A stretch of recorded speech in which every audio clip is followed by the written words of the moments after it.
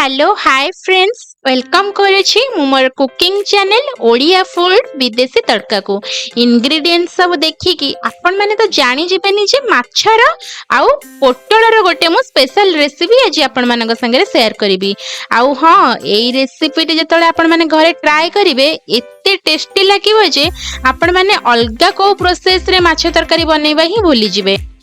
शीत दिन जाऊ जाऊ मार्केट को तो पोटल पळे आसलिनी भाबिली रोही माछ देकी पोटल देकी टमाटो को लंबा लंबा पूरा मोटा मोटा करी काटिकी देकी गोटे बढ़िया माछ तरकारी टी पानिया पानिया बनेबी आ एते सिंपल वे रे मुको बनेइची आ घरोई मसला रे बनेइची आपण माने को थरे ट्राई करंतु घर लोकन ठारे प्रशंसा न सुनी रही परिबेनी।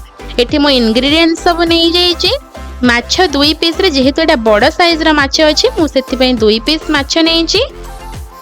एबे मु एथिरे लूण हळदी देकी ताको गोळेई नेबी माछरे एठी मु लूण हळदी देई ताको गोळेई के साइड करिके रखि नेबी।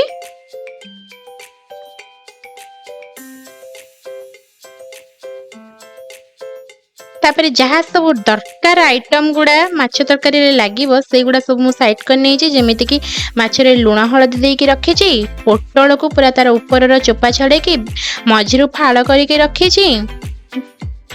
तापरे एठी मु दीटा मीडियम साइज रो टमाटो नेची गोटे को लंबा लंबा करी काटिची पतला पतला करी आ गोटे मोटा मोटा पीसेस रे काटिची आउ देटा कंचा लंका गोटा मसला तेजपत्र नेची आलू को लंबा लंबा करी की काटी नेची। मसला रे एठी गोटे छोटो पियाज हाफ स्पून धनिया हाफ स्पून जीरा देटा सुखिला लंका अदा खंडे आउ रसुन 4-5 फाकुड़ा नै कि गोटे मसला टी प्रस्तुत करी नेची।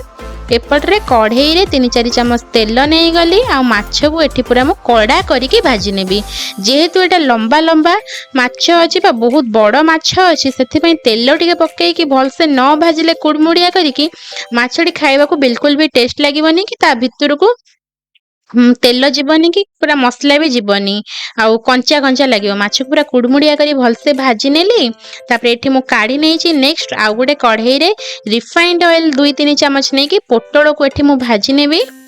पोटल रे टिके लूण आउ हळदी पकेई कि ताको भल से भाजी नेबी माने बेसी कड़ा करिवेनी।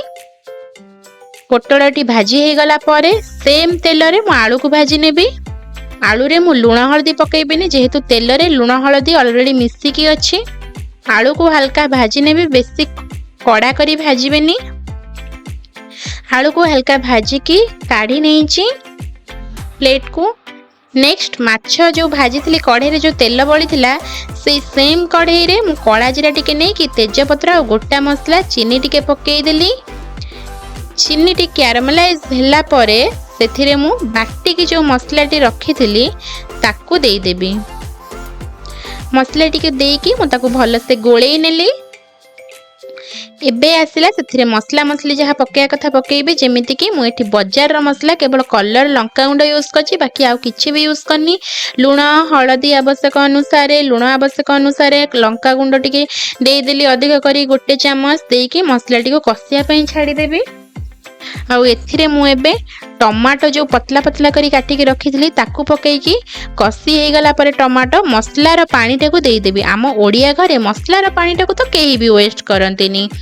मसला रो पानी देई कि पूरा बढ़िया से मसला टी को तेल छाड़िला पर्यंत कसी नेबी। देखंतु केते बढ़िया से ऊपर को तेल सब उठी जाईची माने मसला टी पूरा परफेक्टली कुक हेईची। एबे मोर मसला टी हे गलानी भाजी के रखी थिबा पोटल आउ आलू को देई कि 2-3 मिनिट पर्यंत गोळे की कसी नेबी। ता भितर को जेमती मसला टी जीवो टिके कसी हे गला परे जो मोटा मोटा पीसेस रा रखी थिले टमाटो ताकू देई देबी आउ देटा कंचा लंका देई देबी। देई कि बेसी समय कसीबिनी खाली गोळेई नेबी।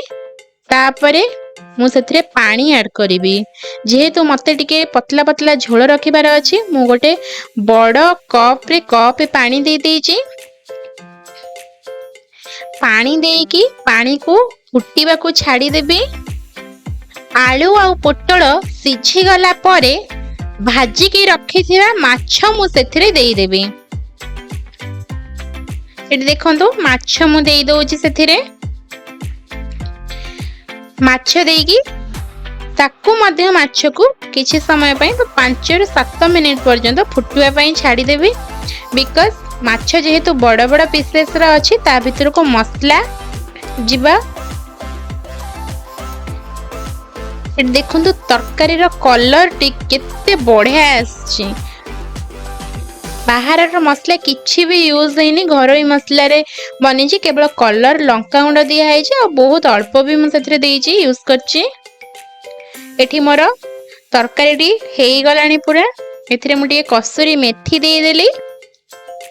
माछ तरकारी हबा कसूरी मेथी दिया हबनी एटा तो बिल्कुल भी पॉसिबल नुह। तापरे मु शेष रे टिके गरम मसला घरोई गरम मसला देकी गैस रा फ्लेम टाको ऑफ करी देली। देखो एठी तरकारी केते बढ़िया देखा होची पूरा कलरफुल हेची देखा जाउचे जेमती टेस्टी खाइबा को भी बहुत बढ़िया लागिवो। ए तरकारीटी मु तो कहिबी जदि माछर किछि स्पेशल रेसिपी बनेबा को चाहउछंती ना घर जदि गेस्ट आछंती एई रेसिपीटा को तो घरे निश्चय ट्राई करिकि खुआंतु। एठी मु प्लेटिंग भी करि नेछि बहुत बढ़िया टेस्ट थिला यार।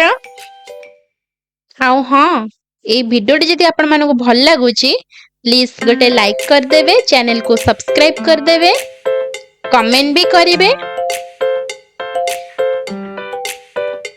नेक्स्ट टाइम एमती नुआ नुआ रेसिपी आपण मानको पाखु नै के आसीबी। Thanks for watching.